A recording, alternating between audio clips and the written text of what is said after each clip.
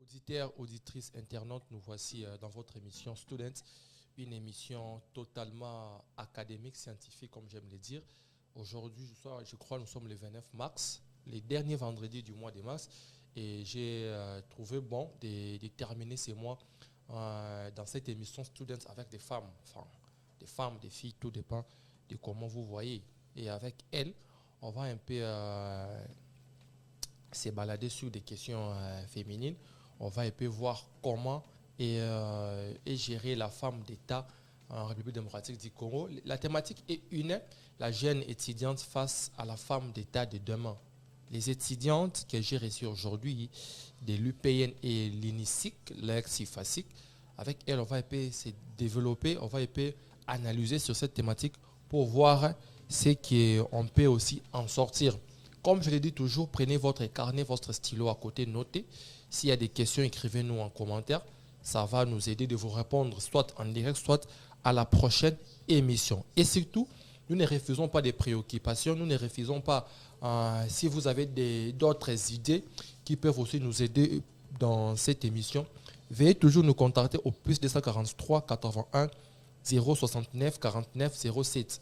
Plus 243 81 069 49 07. Questions, préoccupations sont toujours les bienvenus.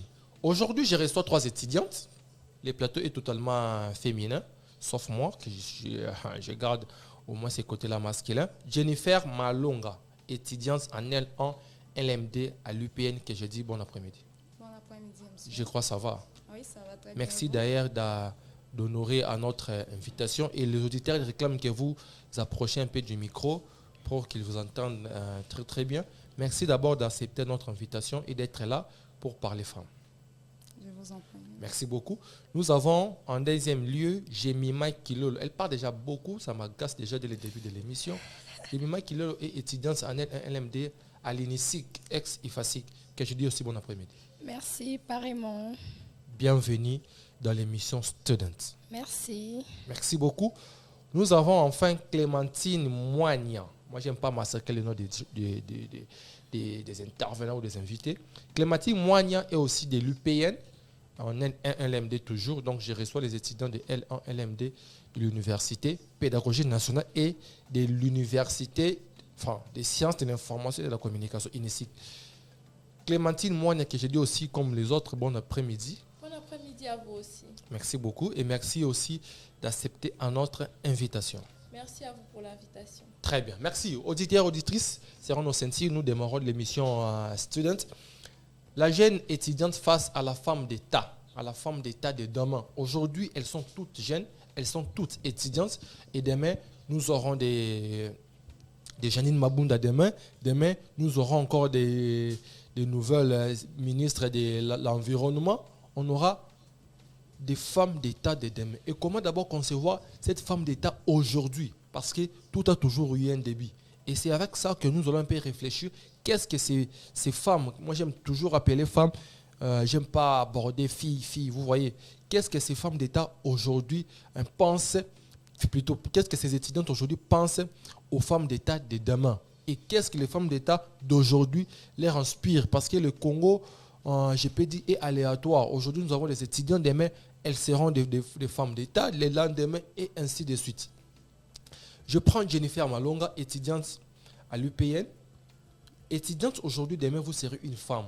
Quel genre de femme serez-vous? Ou aimeriez-vous être?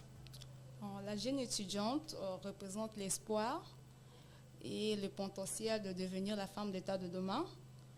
Aujourd'hui, je suis étudiante, je sais que demain, je serai une femme d'État parce que, telle que je suis là.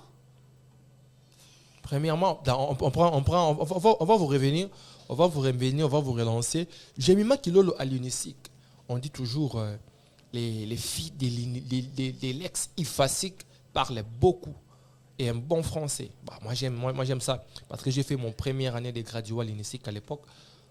Aujourd'hui, vous êtes étudiante. Demain, vous serez une femme d'État.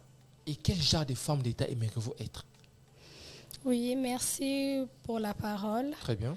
Aujourd'hui, je suis une jeune étudiante et demain, je deviendrai une femme d'État. Oui, en fait, Est-ce que vous aimez d'abord être une femme d'État parce que les enjeux, c'est divers. Aujourd'hui, on a aussi des influenceuses. Pourquoi pas être influenceuse demain? Pourquoi pas être Maria Toumba de demain? Seulement être une femme d'État, peut-être une Janine Bamouda de demain. non, parce que ça ne m'intéresse pas trop. Moi, ce qui m'intéresse pour le moment, d'abord, c'est mes études et devenir une grande dame, surtout journaliste. Surtout journaliste. Ok. Parce que ça m'impressionne trop et je suis passionnée vraiment. Très bien.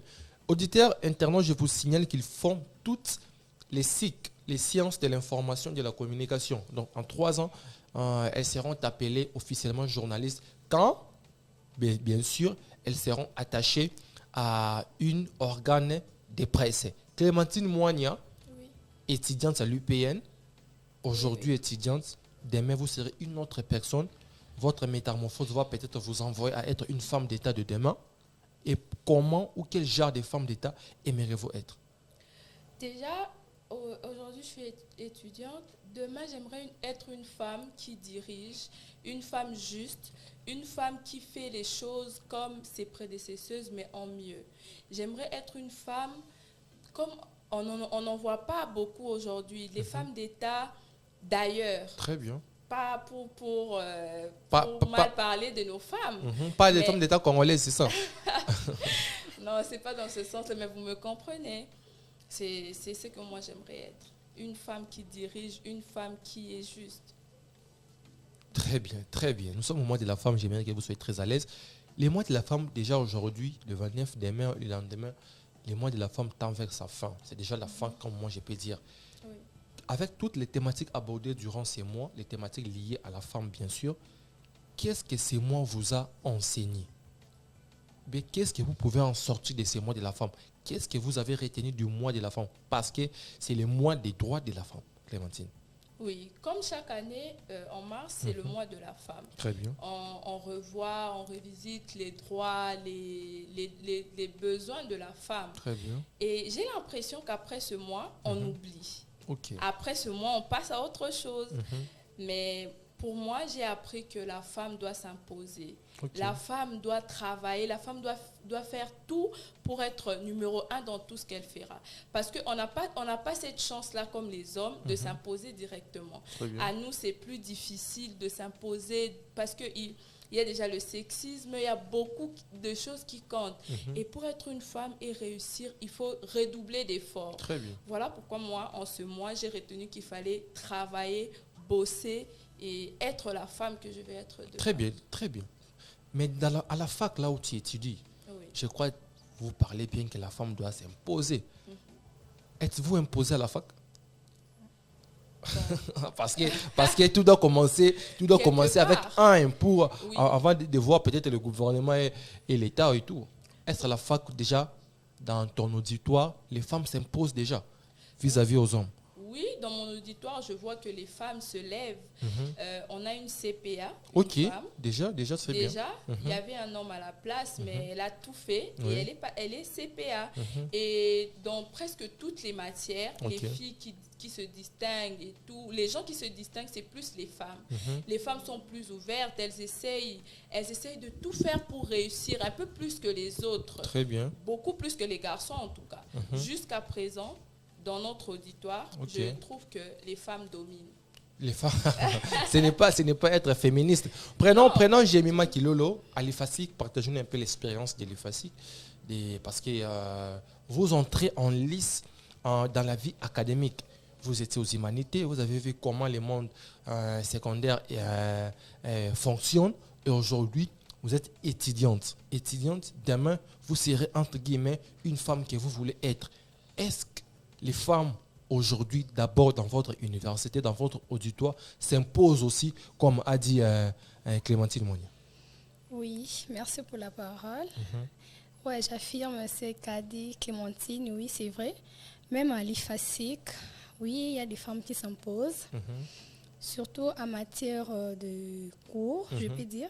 Ce sont plus les femmes qui répondent et qui réagissent quand le professeur est là. Par rapport aux hommes?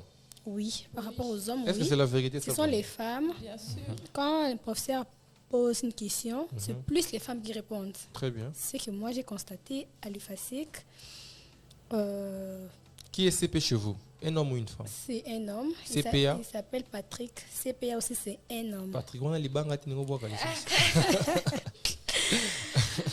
CPA aussi un homme. Oui, donc, c'est par là, on peut homme. dire que non, la femme n'occupe pas encore de postes dans votre auditoire. D'abord dans votre auditoire. Oui, par là, oui. Et pourquoi? Parce que la femme n'a pas la confiance en elle, ou bien parce que la femme a peut-être peur de gérer les hommes. Ouais, je peux dire que la femme a peur de s'exprimer. Ok. Oui. La femme a peur de s'exprimer devant les gens. Ouais, c'est un peu ça. Même quand on appelle une personne pour venir prier, avant de commencer les cours, c'est beaucoup plus les hommes qui passent par rapport aux femmes. Et même quand les professeurs dispensent les cours, par rapport à ceux qui suivent, ce sont les femmes. Oui, les hommes sont là, en train de chatter au téléphone et tout. Bon, ce sont les femmes qui suivent plus les cours que les hommes. Parce que le FASIC, il y a plus de femmes que les hommes. Normalement. Oui, il y a plus de femmes que les hommes, c'est un peu ça. Très bien, merci beaucoup. Jennifer, vous êtes aussi étudiante comme Clémentine. D'ailleurs, vous avez une CPA. Oui. D'ailleurs, je crois que c'est la coutume à l'UPN. Les CPA sont souvent des filles. Et aujourd'hui, vous êtes aussi étudiante comme tous. Oui. Mais demain, vous serez une femme d'État. Parce qu'on dit qu'il faut toujours commencer dans des petites choses. C'est par là qu'on verra des grandes choses. Est-ce que la femme que vous êtes aujourd'hui, est-ce que la femme, quand je parle de vous, je vois votre génération de l'auditoire, est-ce que la femme que vous êtes aujourd'hui aspire confiance à des femmes d'État de demain, à ce que vous faites d'abord dans l'auditoire? Bien sûr que oui. Oui, bon, à ce que nous faisons à l'auditoire, comme vient de le dire Clémentine, on a des femmes battantes, on a des femmes fortes, on a des femmes battantes là qui font quoi? Des femmes battantes, toujours des femmes qui travaillent. Oui, qui travaillent, qui s'imposent aux hommes. Oui, c'est comme Stella vient de dire, on a une CPA déjà, il y avait un garçon à la place et c'est maintenant une fille qui dirige. Bon, la jeune étudiante de demain, c'est nous. Et c'est nous, on se bat pour qu'on puisse être comme sont des femmes, des leaders. Est-ce que d'ailleurs dans votre auditoire, il y a des chefs de groupe femmes? Oui, il y a des chefs de groupe femmes. Il y en a beaucoup. Très bien. Il y en a beaucoup. Il y a des femmes. C'est comme moi, je suis déjà chef de groupe de sociologie. Oui, il y a des femmes qui dirigent des groupes d'études. Parce que nous, le but, c'est de travailler, c'est de devenir ce que nous voulons devenir demain. Être comme dirais-je, c'est comme à Brazzaville, il y a une ministre, Inès Ingani, ministre de la femme, du développement de la femme. Nous devons devenir comme elle. Non, tu sais tes origines à Brazzaville? Oui. Donc tu es brazzavilloise? Oui. Des pères et des mères? Non, ma mère est brazzavilloise et mon père est de la RDC. Ah, mais la loi Tchani va casser beaucoup de gens, tonton Igor. La loi Tchani va casser beaucoup de gens. Je suis née à Brazzaville, j'ai grandi à Brazzaville. Très bien, merci beaucoup. Nous avons déjà une expérience ici des bandes de Konabi à Brazzaville que j'ai installé à Pansan. Vous nous suivez là-bas à Brazzaville, à Pointe-Noire, partout, à Poto-Poto. Je connais quelques coins de la Maguet. Je vous salue. Clémentine, nous célébrons le 8 mars, les droits de la femme. Les droits de la femme. Et nous savons très bien que nos us et coutumes des Africains, on est Africains, Brazzaville au Quinois, on est Africains. Nous savons très bien, dans nos us et coutumes, la femme est faite généralement ou principalement d'abord pour la cuisine. On le savait très bien, quand nos papas partaient peut-être au champ, nos mamans étaient derrière la maison à la cuisine, faire la cuisine pour accueillir demain nos parents et tout. Qu'est-ce qui a changé aujourd'hui que les femmes veulent aussi égaler à l'homme, que les femmes demandent aussi ou plaident aussi ou exigent même la parité? Qu'est-ce qui a changé dans nos us et coutumes? Ou bien c'est une influence des Occidentaux de l'Europe, ou ça demande que nous revenons à nos ancêtres, nous revenons à notre habituel, à nos habitudes ancestrales? Clémentine. Merci pour la question. Et pour moi, on a juste évolué. C'est pas que la femme... Donc, copier les robes, c'est ça, évoluer. Bon, pour moi, on a quand même évolué. Les temps changent. Aujourd'hui, nos pères ne vont plus au champ. Très bien. Déjà, nos pères ne vont plus au champ. Pourquoi les mamans resteraient seulement à la cuisine? Pour moi, ça n'a pas de sens. Si la femme a les mêmes capacités intellectuelles que l'homme, elle doit aller et faire les mêmes choses que l'homme. S'il faut être ingénieur, la femme peut le faire, l'homme peut le faire. Voilà, laissez-les que les deux se débrouillent dans le même domaine. Pour moi, c'est pas qu'on veut copier l'Occident et tout ça, mais pour moi c'est juste que on veut évoluer, on ne veut plus rester en arrière, qu'on soit pas oui la femme c'est juste pour le mariage, la femme c'est juste pour la cuisine. Je veux dire aussi que aujourd'hui un homme fait ci, moi aussi je peux le faire. Aujourd'hui monsieur Patrick Muyaya est ministre, moi aussi demain j'ai les mêmes capacités intellectuelles, je peux le devenir aussi. Donc en Afrique, on essaie un peu de limiter la femme. Ça, c'est ce que j'ai compris. Avec tout ce qui s'y passe, tout ça, on essaie de limiter la femme. Mais nous, on essaie... Ce n'est pas aussi Dieu qui a placé ses limites, parce qu'on voit une femme doit avoir certaines limites. Bien sûr. La femme, elle doit avoir certaines limites. Quand je dis ça, je ne dis pas non plus que la femme ne doit pas se marier, doit pas... Non. Je suis du côté intellectuel. C'est plus ça. C'est du côté intellectuel, on met la femme en dessous. Alors que nous le voyons bien aujourd'hui, dans nos écoles partout, c'est toujours les femmes qui dominent. Dans toutes les classes, ou presque, en tout cas, c'est toujours les femmes qui dominent. Les femmes sont toujours premières de la classe, que ce soit même à l'université. Vous pouvez le témoigner. Pourquoi ça le témoigner? Moi, je ne l'ai jamais vécu. Je ne sais pas d'où vous avez tiré vos analyses. Vous avez fait des enquêtes. Bien sûr, moi j'ai étudié tout mon parcours scolaire. J'ai quand même été parmi les élèves brillants de la salle. Et il y a toujours les femmes. C'est les femmes qui dominent. Ce n'est pas une coïncidence dans votre cas? Non, ce n'est pas une coïncidence. Mais je crois juste que les femmes et les hommes, nous n'avons pas les mêmes opportunités. C'est déjà ça. En Afrique, on n'a pas les mêmes opportunités. Un travail pour lequel j'ai plus étudié qu'un homme. Quand on verra l'homme, on se dira, bon, lui, il sera capable de faire ça plus que elle. Alors que peut-être moi, je suis plus intelligente, mais là, plus forte dans ce domaine. Tardons un peu la Clémentine. Aujourd'hui, d'ailleurs, dans des entreprises, les femmes sont beaucoup plus engagées que les hommes. Parce qu'on dit, d'ailleurs, à la radio, vous serez des mêmes journalistes.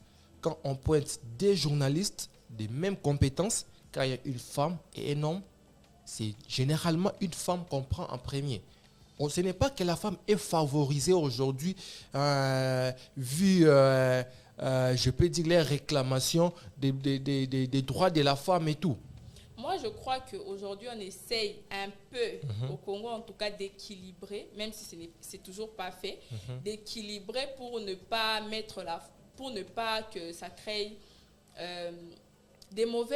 une mauvaise image du pays déjà.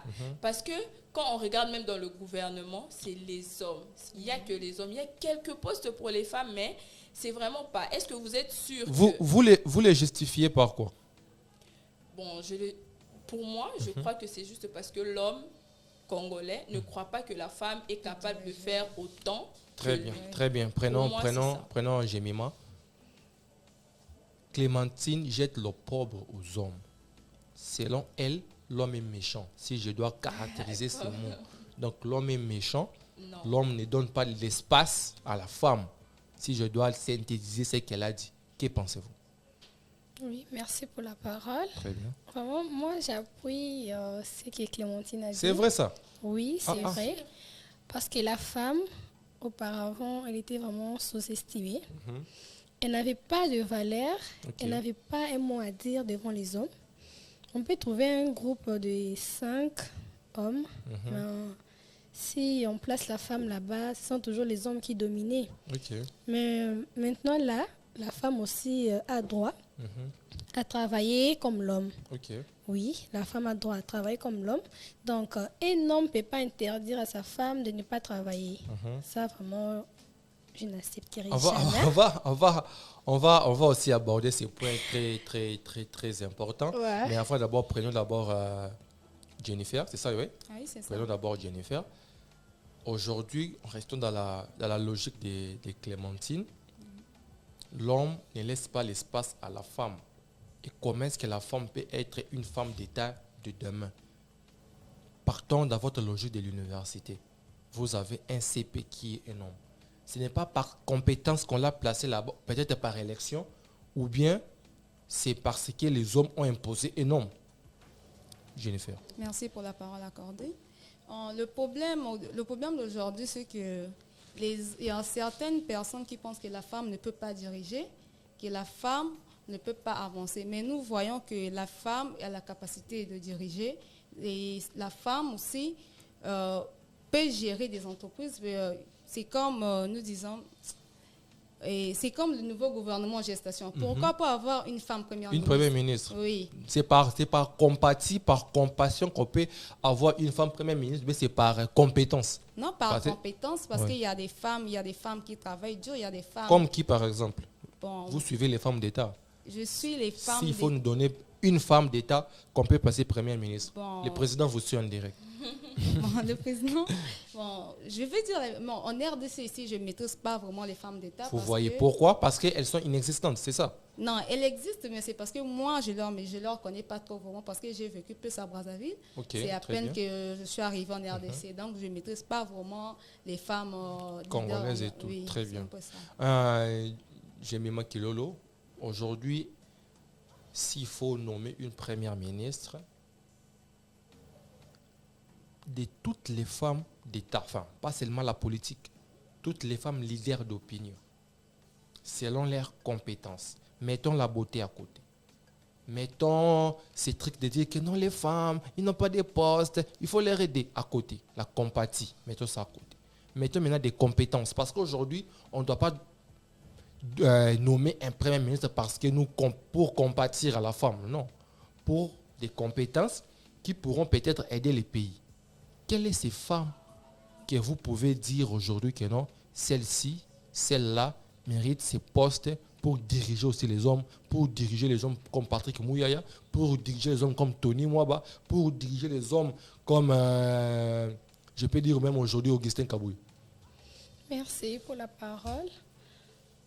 D'abord, pour les femmes, oui, on peut placer une femme comme ministre. Non seulement une femme là qui vont les arracher et puis on l'amène là-bas. Non, c'est pas ça.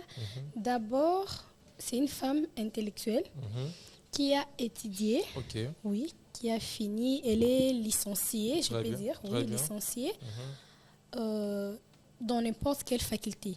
Journalisme, le droit et consorts, il y a tant de facultés. L'effet d'être licencié donne à la femme l'opportunité, je peux même dire l'aval d'être nommée dans un poste clé du pays, c'est ça? Oui, si seulement si elle a des capacités à bien gérer le poste, oui, on peut la placer là-bas et puis elle devient ministre. Très bien. Oui, et puis si elle postulait et puis... Clémentine qui est beaucoup trop féminine ou féministe, vous défendez trop les valeurs des femmes. La parité aujourd'hui, parlons un peu de la parité, parce que pour avoir des femmes d'État de demain, il faut que la parité soit effective. Il faut que l'homme et la femme aient 50%, 50%. C'est là qu'on parlera d'une parité effective qui va aussi, d'une manière ou d'une autre, aider la femme à bénéficier aussi des avantages que l'homme a. Est-ce qu'aujourd'hui, la parité que la femme réclame est une parité sensée, est une parité qui devait être, est une parité même qui devait être réclamée? Parce qu'aujourd'hui, nous savons très bien, généralement, nous grandissons à l'école primaire, il y a des femmes, des filles et des garçons. Aux humanités, à l'université, des licenciés, il y a des filles, des femmes et d'hommes. Mais à la fin, la femme plaide coupable, on ne m'engage pas parce que je suis femme, il faut la parité. Est-ce que la parité, là, ce n'est pas aussi une faiblesse du côté de la femme? Non, pour moi, ce n'est pas une faiblesse. Ce n'est pas du tout une faiblesse. Le problème, c'est qu'aujourd'hui, la femme est minimisée. Quand on voit la femme, on se dit directement, bon, elle est peut-être intelligente, mais un homme à sa place serait mieux. C'est ça le problème d'aujourd'hui. Et les filles, il y en a plein dans les écoles, partout. Mais quand il faut chercher du travail, ça se complique toujours. Arriver là où il faut travailler, il y a déjà le sexisme. On encombre la femme de beaucoup de problèmes. Ça en devient même lourd pour travailler. Mais pour moi, la parité n'est pas effective au Congo. Vraiment pas, la parité. Et qu'est-ce qu'il faut pour que la parité soit effective? Pour moi, il faut que les hommes acceptent que les femmes peuvent être aussi intelligentes, aussi fortes qu'eux dans certains domaines. Pas partout. Mais pour moi, la femme, il y a des domaines où la femme doit travailler. Comme quel domaine? Le journalisme, par exemple. Non, c'est pour la femme, c'est ça. Non, pas Donc, totalement. quand ton mari présente, ça doit être une femme, c'est non, ça? Non, Ça, c'est m'attaquer indirectement. Non, mais pour moi, il y a des domaines où la femme, quand elle s'impose, je ne dis pas qu'il y a les journalistes hommes, c'est pas bien. Non, pas du tout. Mais il y a de ces domaines, quand il y a la femme qui dirige, on sent que ça se passe bien, que c'est bien. Comme à l'UPEN, c'est une femme, notre rectrice, c'est une femme. Mais elle dirige vous savez très bien, l'IGF est passé à l'UPEN. Parlons des femmes. Les détournements qu'il y a eu à l'UPEN, c'est ce qui ne s'est jamais fait. Une femme à la tête. Est-ce que c'est ça? Ça aussi, c'est vendre l'image de la femme. Pour moi, on accentue plus les problèmes quand c'est la femme.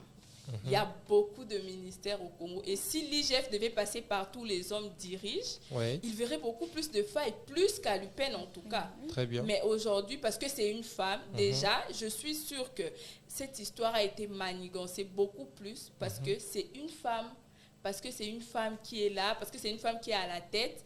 Donc, on va chercher des petits trucs pour que cette femme tombe. C'est ça aussi le problème aujourd'hui. On ne veut pas laisser la femme diriger. Très bien. On ne veut pas laisser la femme diriger. Si vous nous suivez d'ailleurs en cours de diffusion, nous parlons de la jeune étudiante face à la femme d'État de demain. J'ai reçu trois étudiantes de l'UPN et une de l'IFASIC. J'ai mis Jennifer Malonga de l'UPN, j'ai mis Kilolo de l'IFASIC, Clémentine Moigna de l'UPN. Toutes en N1, LMD. On avance avec elles, nous tournons déjà vers la fin. Je crois qu'elles auront leur dernier mot avant de clôturer l'émission avec beauté. 30 minutes aujourd'hui, on va tout épingler. Prenons Jemima, vous avez parlé, je n'ai pas oublié dernièrement que l'homme aujourd'hui, même dans le foyer, c'est ça aussi un problème. Une femme, au-delà de tout, c'est une femme aussi de foyer. Vous imaginez l'handicap qu'une femme dite de foyer, qui doit s'occuper de ses enfants, va laisser un trou dans la maison pour aller travailler, par exemple, en temps plein. Ce n'est pas aussi ça qui, en d'autres termes, empêche aussi la femme d'évoluer intellectuellement. Parce que vous avez la maison à s'en occuper, vous avez les enfants, vous avez les maris, et vous avez encore un travail. Vous savez très bien, au Congo, il n'y a pas beaucoup d'entreprises publiques. Dans des travaux privés ici, quand on te dit de 6h à 18h, c'est de 6h à 18h. Tu viens après, on te vire. Est-ce que ce n'est pas aussi ça qui freine la femme au lieu de dire que c'est l'homme qui freine la femme? J'ai mis ma kilo. Oui, merci pour la parole. Oui, c'est aussi l'une des choses qui freine la femme. Oui, c'est ça. Une femme peut être là. C'est une femme de foyer. Elle est mariée avec des enfants. Et son mari travaille aussi. Mais elle aussi veut travailler. Okay. Mais non. Comment elle fera si elle a des enfants à la maison? Parce qu'elle est là, elle doit avoir un temps plein à la maison pour éduquer les enfants, savoir si les enfants ont mangé, s'ils ont fait leurs devoirs et tout. Mais non, elle n'aura pas le temps d'aller travailler. Et si l'homme s'impose en disant qu'un homme à femme ne travaille pas, tu restes à la maison, que feras-tu? Donc là, qui sera mauvais? L'homme ou bien c'est la femme? La personne ne sera mauvais. Très bien. Parce que la femme, d'autres femmes de foyer aussi. Donc là aussi, vous me comprenez très bien. J'ai aimé cette nuance. Donc par là, vous avez dit très bien qu'en étant femme de foyer, ça peut vous empêcher aussi à travailler. C'est ça. L'homme n'est pas mauvais par là. Là, l'homme n'est pas mauvais. Merci. Parce que je dois être là pour m'occuper de mes enfants et de mon mari aussi. Très bien, merci beaucoup. Merci beaucoup. On va d'abord rentrer chez Clémentine. C'est Clémentine qui est tout contre ça. On va rentrer chez Clémentine. L'homme n'est pas mauvais. La femme aussi n'est pas mauvaise quand les réalités de la famille imposent à la femme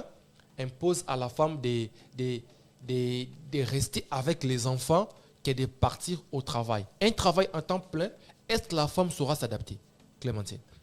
Pour moi, on peut toujours tout arranger. Il y a une solution à tout. C'est pas parce qu'une femme a des enfants qu'elle ne peut pas travailler. Il y a des grandes entrepreneuses aujourd'hui, elles ont des enfants et on les voit travailler. Pour moi, il faut juste savoir faire la part des choses. Il faut juste avoir un bon programme. Il faut juste savoir comment tout gérer. Dans les précédentes émissions, j'ai vu Madame Diane qui était passée ici. Très bien. Qui est femme au L'une foyer. des meilleures femmes. Oui, et qui est femme au foyer et enseignante à l'UPN chez nous. Et elle gère bien. Pourquoi? Parce qu'elle s'est préparée à ça. Elle est intelligente. Elle ne va pas rester à la maison juste pour son intelligence s'arrêter juste à gérer ses enfants. Ça, c'est pas normal. Mais ce n'est pas ce qui est primordial. D'abord, les enfants.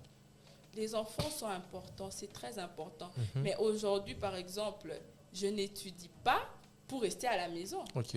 Non, je n'étudie pas pour rester à temps plein à la maison. Si aujourd'hui j'étudie, je sais que dans quelques années, ça arrivera, je vais me marier, je devrais avoir des enfants. Mais ouvrir aussi une boutique au coin de la parcelle, c'est aussi travailler. Pourquoi vous voulez seulement aller dans des institutions, partir ou travailler, être femme d'État, là où l'homme avance, vous voulez aussi avancer, ouvrir peut-être une pharmacie, une boutique, faire peut-être des ventes en ligne. C'est aussi ça, travail. Ce n'est pas aussi l'autonomie de la femme. C'est un travail et il y a beaucoup de femmes comme des hommes qui le font. Mais pour moi, chacun a sa voie. Comme aujourd'hui, moi, je suis passionnée par ce que je fais. Je fais les sciences de l'information et de la communication. Vous aussi, vous êtes passionnés. Pourquoi? Parce que vous êtes homme, vous pouvez aller travailler. Et moi, parce que je suis femme, je dois rester à la maison. Je ne peux pas. Et les enfants?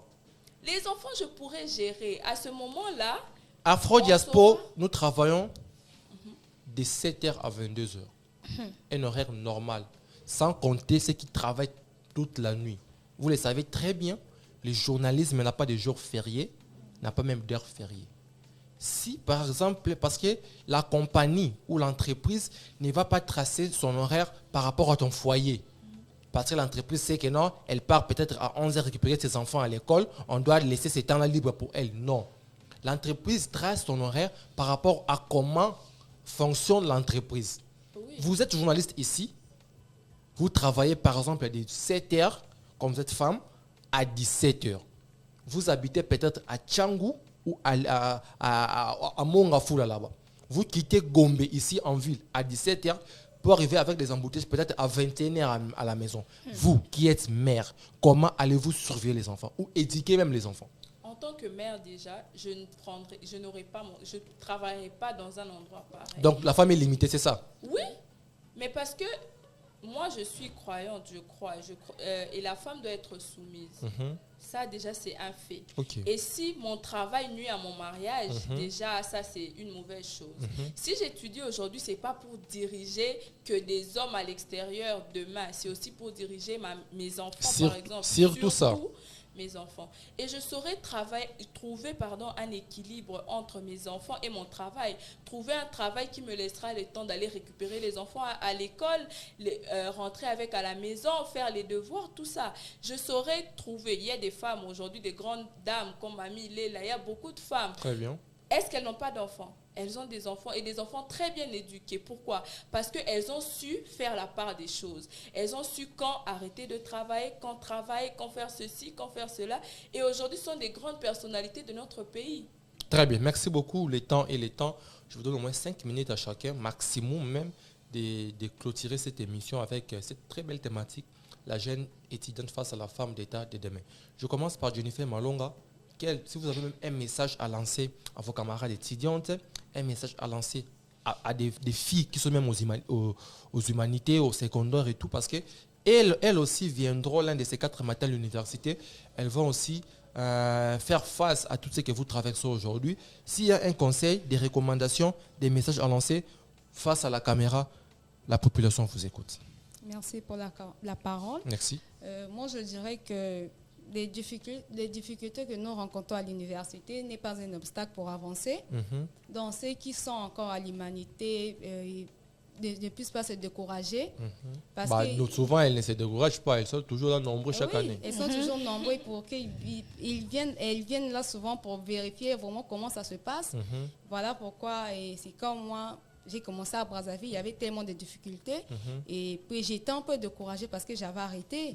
J'étais découragée par rapport à la population, les nombres des étudiants là-bas, donc ça ne permettait pas, j'étais découragée. Donc par là, les études à Brazzaville n'est pas assez stable, si je peux les dire comme ça. Bon, on dirait qu'à Brazzaville, déjà... Par rapport à ici, parce que vous avez mené les défis. Oui, par rapport ici, là-bas, ce n'est pas trop stable, parce que déjà, on a juste 2 universités publiques. OK. Oui, et à l'époque, on n'avait que Mariam Gwabi. Donc, on ne se sortait pas vraiment. Donc là-bas, était une misère. Oui, c'était misère. On fait de 1600 places. On avait au moins 3500 étudiants. Maintenant, par auditoire? Par auditoire. Nous, on appelle ça les amphis. Maintenant, comment avancer comme ça? Voilà pourquoi j'étais un peu découragée. Et je suis venue évoluer ici en RDC. Je vois qu'ici, ça marche très bien. J'avance par rapport à là-bas. Sinon... Et s'il faut choisir une nationalité, entre être congolais de Brazzaville et plutôt congolaise de Brazzaville et congolaise d'ici, vous allez vous pencher où? Bon, je vais me pencher d'ici parce que mon père est d'ici. C'est moi parce que votre papa est d'ici, c'est ça? Oui, je vais suivre le pas de mon père parce que d'ailleurs, c'est lui qui a décidé que je vienne ici parce qu'il a vu ici, ça sera meilleur pour moi. Très bien, merci beaucoup. Prenons Jemima Kilolo, étudiante à l'EFASIC LMD. Si vous avez des recommandations adressées à vos camarades étudiants, moi j'appelle même nos camarades. Je salue d'abord tous les étudiants de la communauté Afro-Diaspora Média, que ce soit de l'ENEKIN, de l'EFASIC, de l'UPC, de l'UPN, partout où vous êtes, Moïmbik, salutations. Si vous pouvez peut-être leur conseiller, parce que demain, il y aura une femme, ici, là où je suis, il y aura une femme à la direction de la SNEL, il y aura une femme tout près de chez nous, à la DGI. Maintenant, s'il faut leur conseiller, pour qu'elles soient demain, comme vous d'abord, étudiantes, là je parle des élèves du secondaire, et demain, comme des élites, que direz-vous? Face à la caméra, vous pouvez leur parler. Oui, merci pour la parole. Ouais, moi je pourrais dire aux étudiants de juste travailler dur, vraiment de travailler dur pour donner les meilleurs de nous-mêmes à l'avenir de demain. Et je pourrais aussi dire à ceux qui sont aux humanités, 5e, 6e, 4e, vraiment de travailler, de laisser des distractions, des choses qui ne mènent à rien, vraiment de laisser. Très bien. Et de se concentrer aux études pour un jour devenir aussi à l'université comme moi. Oui, finir aussi, donner le meilleur de la femme, je peux dire ça. Très bien. Merci beaucoup. Merci. On prend Clémentine Moignan que vous terminez par votre intervention. Vous avez plaidé pour la femme. J'ai senti des larmes au fond de votre cœur les larmes qui veulent aussi que la femme soit toujours égale à l'homme, toujours égale, voire même dépasser l'homme, parce que ça se sent dans vos propos. Maintenant, si vous voulez aider vos amis étudiants qui sont d'abord à l'université, qui sont restés à l'université, même je peux dire vos amis aussi qui sont d'abord aux humanités, pour que demain, qu'elle soit aussi une femme d'État que vous rêvez aussi, que direz-vous? Face à la caméra, parlez à la population. Pour moi, les filles, étudier, travailler. Parce qu'il n'y a pas d'autre secret pour devenir une femme d'État, pour réussir dans la vie que le travail. C'est difficile pour les femmes. Les contraintes physiques, tout ça, c'est compliqué, certes. Mais pour moi, je conseillerais aux femmes de travailler, de ne pas arrêter, même quand ça se complique, même quand ça devient difficile, de continuer à travailler, à se donner. Parce que demain, les femmes qui défendront ce pays, nous sommes là. Ce sont nous qui défendrons le pays demain. Il n'y a pas des femmes qui viendront d'ailleurs pour venir sauver notre pays. C'est les femmes d'aujourd'hui, les femmes qui se battent aujourd'hui comme nous, ici présentes, qui sauveront le pays. Donc, pour moi, je donne un conseil à toutes les femmes d'étudier, de se donner à fond, parce qu'elles sont capables, elles ont les capacités intellectuelles de faire de grandes choses, qu'elles arrêtent de se sous-estimer, parce que c'est souvent ce qui arrive aux femmes. Quand elles voient que dans un certain domaine, je suis bonne, je fais des bonnes choses, mais qu'à la place, on prend une autre personne, on se sous-estime parfois, ça m'est arrivé plusieurs fois, mais après, on doit toujours redoubler d'efforts pour se dire que si aujourd'hui ça n'a pas marché, demain ça va marcher. Si aujourd'hui c'est compliqué, demain je pourrais le faire.